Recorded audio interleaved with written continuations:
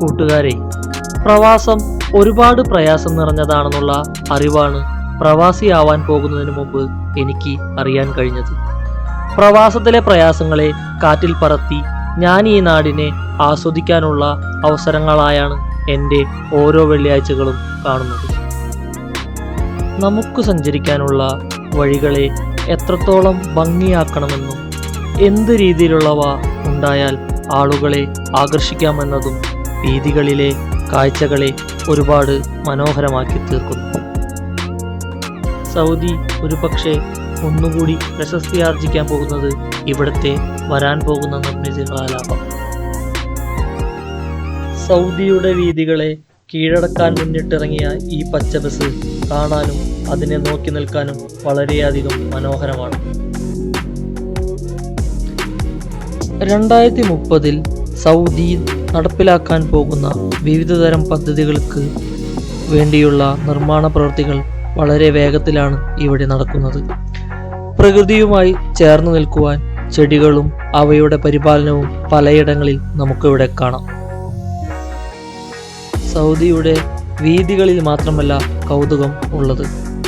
ഇന്ന് നമ്മൾ കാണാൻ പോകുന്നത് മധുരമേറിയ ഒരു കാഴ്ചയാണ്. ഫുഡ് സ്ഫിയർ എന്ന ഈ മധുര കാഴ്ച നമുക്ക് എന്താണ് സമ്മാനിക്കുന്നതെന്ന് നമുക്ക് നോക്കാം. അരികിലേക്ക് എത്തുവാനുള്ള പാതകളിൽ സന്ധ്യാസായാഹ്നം മനോഹരമാക്കി തീർക്കാനുള്ള തരത്തിൽ ഇരിപ്പിടങ്ങളും നടപ്പാതകളും ഒരുക്കിയിരിക്കുന്നത് കാണാം.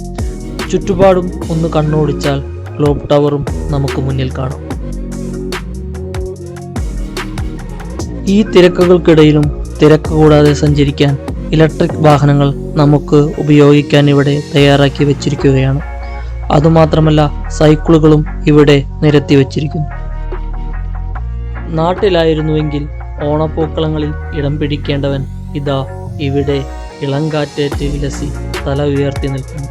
ഇനി നമുക്ക് ഫുഡ് സ്ഫിയറിലേക്ക് തിരിച്ചു വരാം. ഒരുപാട് തേനുകളും തേനെടുക്കുന്നതിന് വേണ്ടിയുള്ള ക്രമീകരണങ്ങൾ എങ്ങനെയാണെന്നും ഇവിടെ വിവരിച്ചു വച്ചിരിക്കുന്നു. കൂട്ടത്തിൽ ജീവനുള്ള തേനീച്ചകളെയും ഇവിടെ നമുക്ക് കാണാം.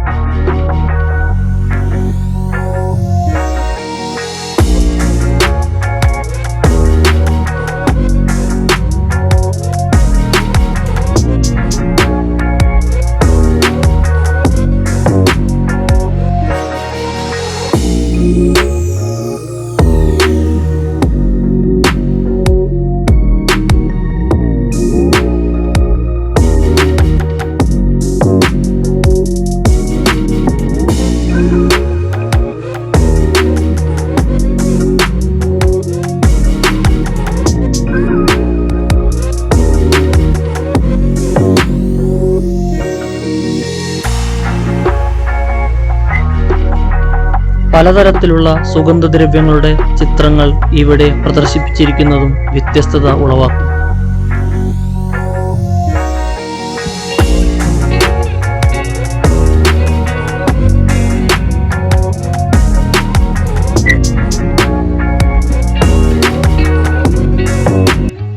നമ്മളിപ്പോൾ കാണുന്നത് സൗദിയുടെ വിവിധ പ്രവിശ്യകളിൽ ഉണ്ടാകുന്ന ഈത്തപ്പഴങ്ങളും അവയുടെ പേരുകളും ഇവിടെ അടയാളപ്പെടുത്തിയിരിക്കുന്നതാണ്. ഏറ്റവും സ്വാദിഷ്ടമായ ഈത്തപ്പഴം ഇതിൽ ഏതാണ് എന്ന് കണ്ടുപിടിക്കുക വളരെ പ്രയാസമാണ്.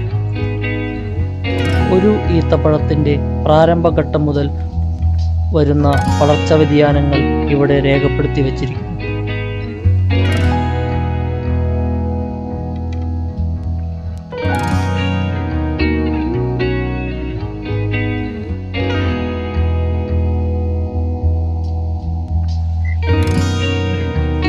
തേനും തേനീച്ചകളും അവയുടെ അറിവുകളും മാത്രമല്ല ഇവിടെയുള്ളത്.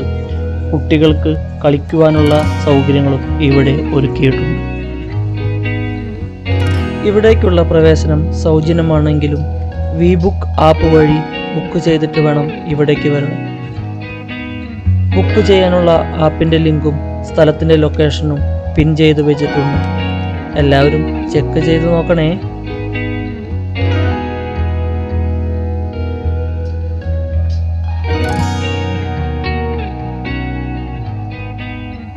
ഇനി അടുത്ത അവധി ദിനത്തിലേക്കുള്ള കാത്തിരിപ്പിലേക്ക്.